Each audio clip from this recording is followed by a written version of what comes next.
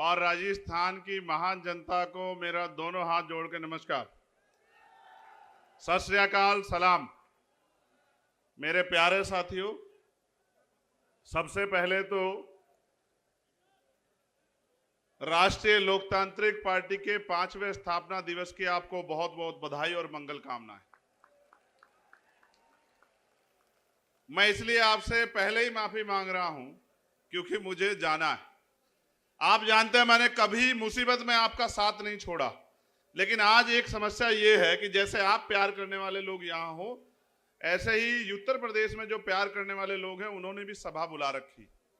उनकी सभा 11 बजे की थी। मैंने बड़ी मुश्किल से उनसे निवेदन करके कहा कि मैं थोड़ा देर से आऊंगा, आ जाऊंगा।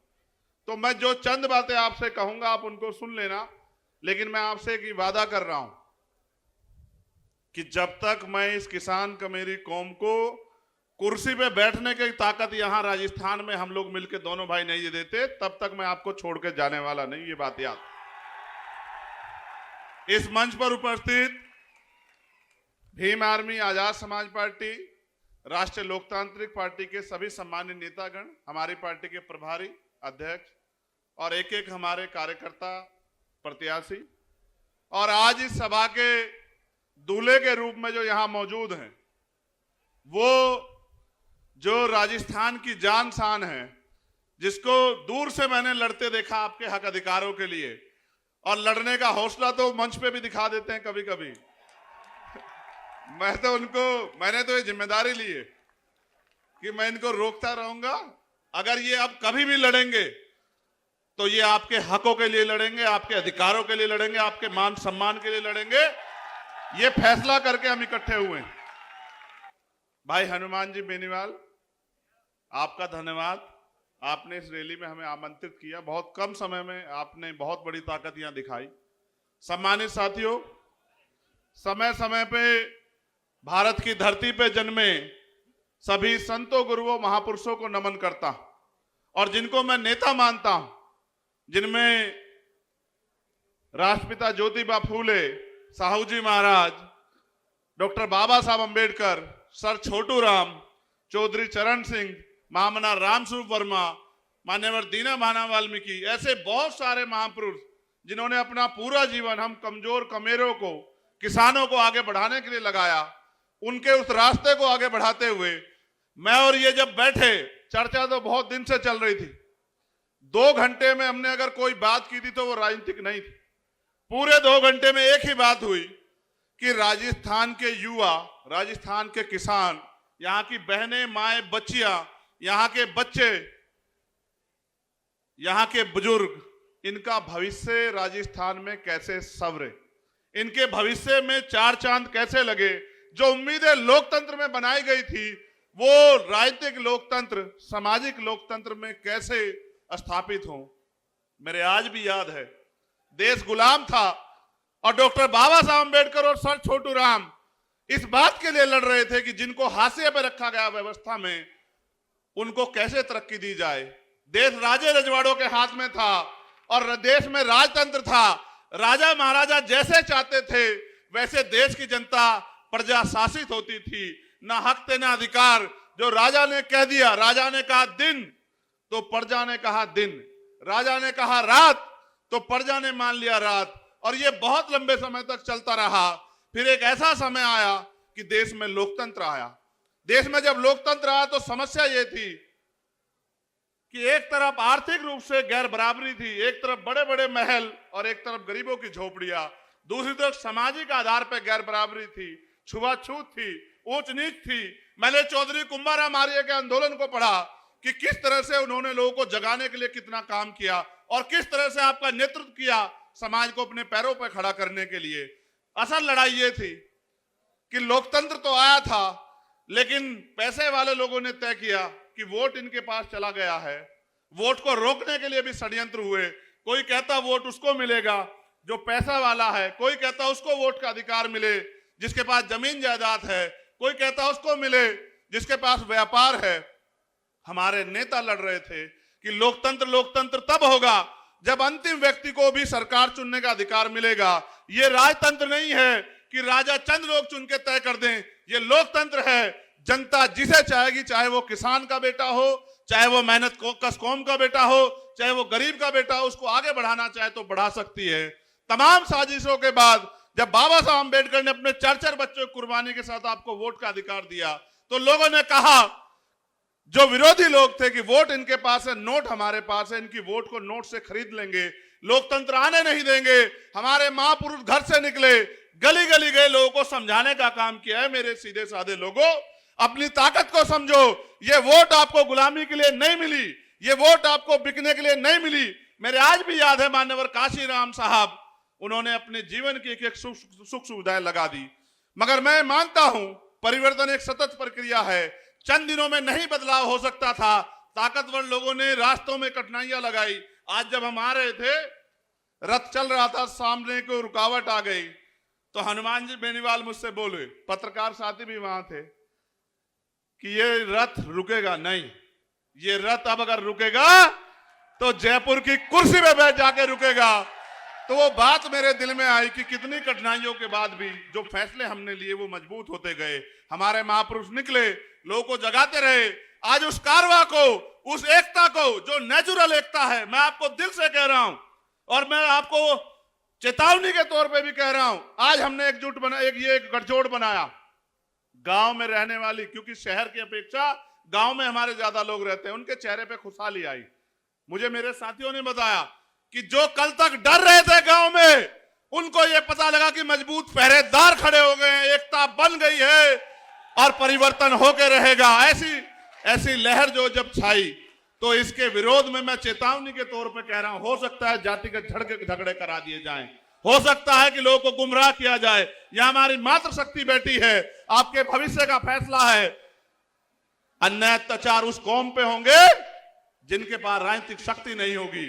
और मैं नौजवानों से कहना चाहता हूं, अगर अपना उचित भविष्य चाहते हो, रोजगार चाहते हो, 90 लाख वोटर हो आप लोग राजस्थान में, जो नौजवान है, जो फैसला करेगा कि कुर्सी पे कौन बैठेगा, मैं उन सबको कहना चाहता हूं। मैं एक नौजवान हूं, बेरोजगारी के दर्द को समझता हूं, और यह भी समझता हूं कि किस तरह माँ बाप अपने बच्चे का पेट काट काट के आगे बढ़ाते हैं, जमीन पे गिरवी रख के। और किसान का मेरी कौम से आता तो जानता हूं, हमारे तो सारे रास्ते बंद कर दिए। हमारे लोग आर्मी में चले जाते थे तो अग्निवीर बना के हमारा फ्यूचर खत्म कर दिया। पुलिस में और फोर्स में जाते थे, भर्तियां बंद है। और जो भर्तियां होती हैं, पेपर लीक होता है सामूहिक बस में बैठ के, बिना सत्ता के संरक्षण में नहीं हो सकता। महंगाई बेरोजगारी ने कमर तोड़ दी है। और आपको जान के आश्चर्य होगा मेरे लोगों, एनसीआरबी का डाटा कहता है कि महिलाएं यहां सुरक्षित नहीं है। इस प्रदेश को मजबूत और सुरक्षित हाथों की जरूरत है। और जब मैं देखता हूं तो कोई नजर नहीं आता। अगर कोई नजर आता है आपके रक्षक के रूप में, आपके सुरक्षा कवच के रूप में, तो वो मेरा भाई है हनुमान जी बेनीवाल, जिसपे मुझे भरोसा है कि वो हर मुसीबत को अपने सीने पे लेके आपकी रक्षा सुरक्षा करेगा। और इसी बात के साथ हम इकट्ठा हुए कि 80 लाख लोग वो जिन्होंने भारतीय जनता पार्टी कांग्रेस के खिलाफ वोट किया, और 90 लाख नया वोटर। और हम गली गली जाएंगे। आज भले मेरे पास समय कम हो, लेकिन रोज समय कम नहीं रहेगा।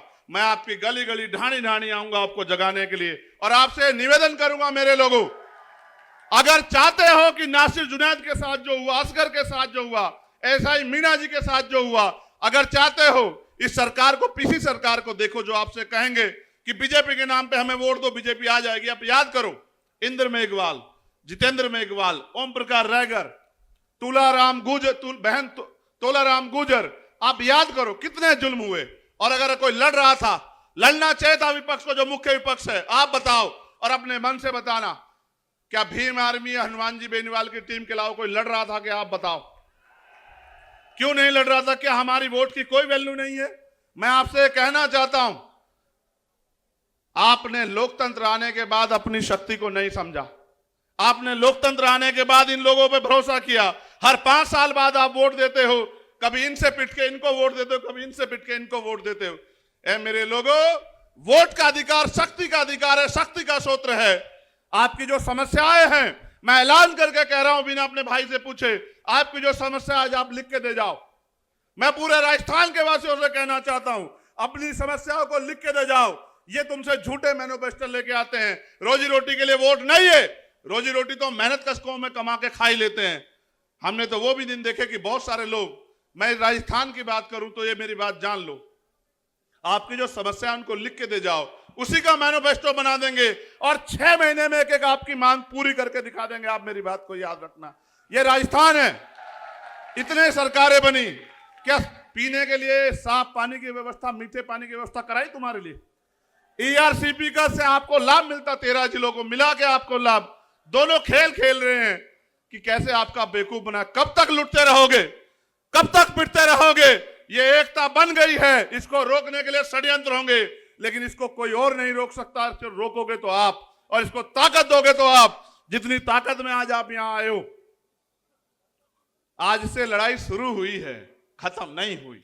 आज के बाद आपको करना यह है कि आपको गांव गांव जाना है, इस एकता का बिगुल बजाना है, अपनी एकता की ताकत दिखाना है और अपने कमजोर भाइयों के हाथ पकड़ के उनको ये विश्वास दिलाना है कि बहुत हुआ, बहुत दिन अलग अलग रहे, अलग अलग होकर सताए जाते रहे, अब समय बदल गया है। ऊपर वालों ने हाथ मिला लिया है तो नीचे वाले भी हाथ मिला के एकता बना लें।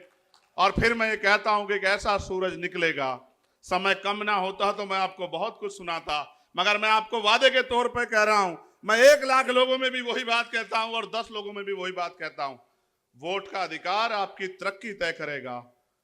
अगर आप चाहते हो कि नौजवान ठगे जाएं, पेपर लीक हो, भर्तियों में घोटाले हो, महिलाएं सुरक्षित हो, ये महिलाएं नहीं है, ये हमारे घर का सम्मान है, ये हमारी बहन बेटियां हैं। हम तो किसान कमेरे के औलादे, हम जानते हैं, हमने सीखा है देश के बॉर्डर पे देश की रक्षा करना और घर गांव क्षेत्र में अपनी बहनों के मान सम्मान की रक्षा करना।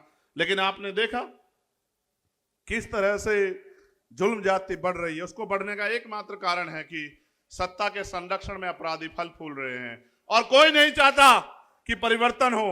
जो स्थापित लोग हैं वो नहीं चाहते, जनता चाहती है परिवर्तन हो। और जनता ये चाहती है कि कोई किसान का बेटा, कोई मेहनत करने वाला बेटा यहां जयपुर की कुर्सी पे बैठे। आपसे मैं पूछना चाहता हूं कि जयपुर की कुर्सी पे अगर आपके बीच का व्यक्ति बैठेगा तो क्या आपको किसी के लिए किसी के आगे हाथ फैलाना पड़ेगा? आप खुद ही सोचो, जिसने बिना पावर के आपके लिए इतने लड़ाई लड़ी हो, अगर उसके हाथ में राजनीतिक ताकत होगी तो क्या होगा?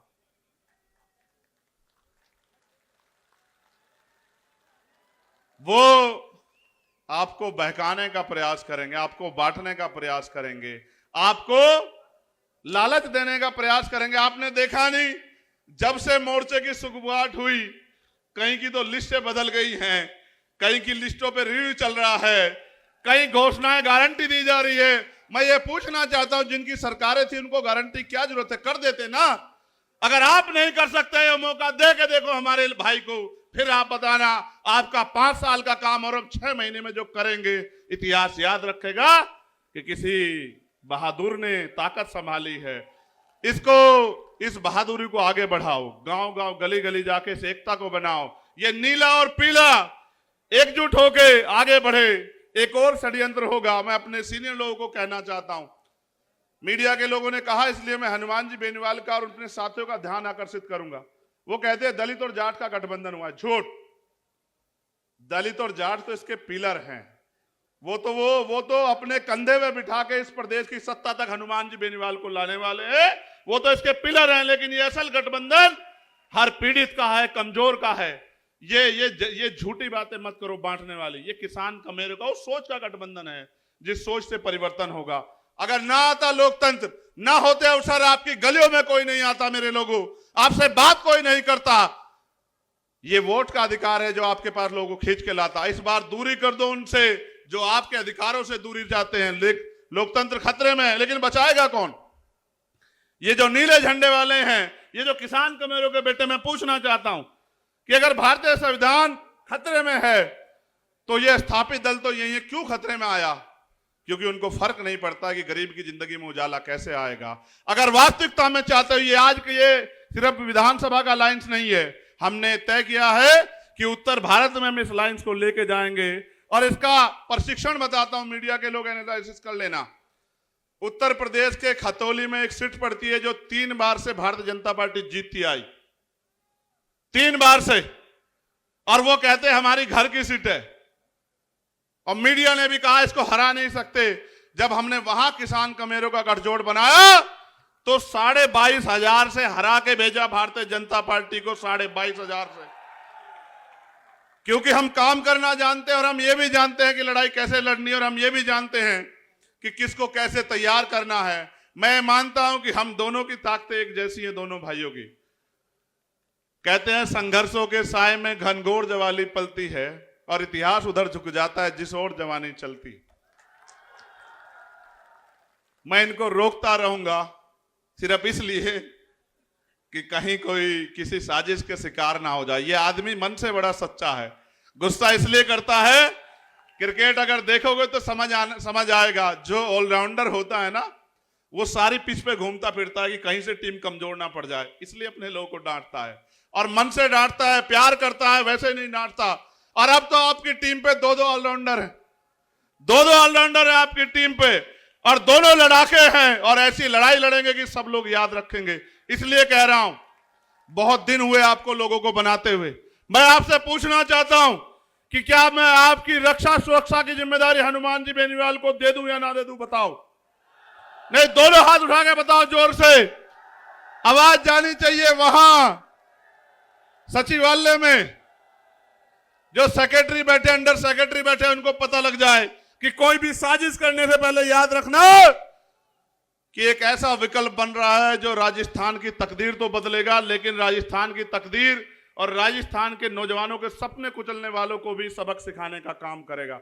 इसलिए मैं आपसे कहना चाहता हूं, मैं आपकी हर रैली में आऊंगा, खूब मेहनत करेंगे, और जो भी पीड़ित है, शोषित है, उसकी लड़ाई लड़ेंगे। और असल मजा तब आएगा जब राजनीतिक शक्ति आपके हाथ में आएगी, फिर ना कोई पेपर लीक होगा। मैं तो पर्सनल एक एक्सपीरियंस बताता हूं। मेरे पिताजी प्राइमरी स्कूल के हेडमास्टर थे। जब वो बीमार हुए, मैं बहुत सारे अस्पतालों में लेके उनको घूमा, और मैं ईमानदारी से कह रहा हूं, अगर मेरे पास पैसे होते तो मैं अपने पिता को बचा लेता यार। इस देश में गरीबों की कोई इज्जत नहीं है, ना ही उनकी जिंदगी किसी को परवाह। और फिर मैंने तय किया कि मैं अपने पिता को नहीं बचा पाया, लेकिन मैं प्रयास करूंगा संघर्ष करके अपने साथियों के साथ कि किसी और के पिता को, किसी की बहन को, मां को अच्छा इलाज ना मिलने कारण मरने ना दूं। मैं बहुत कुछ सह के देख के आया। जब मैं ये लड़ाई लड़ने गया तो मुझे उठा के जेल में बंद कर दिया। 16 महीने में जेल में रहा।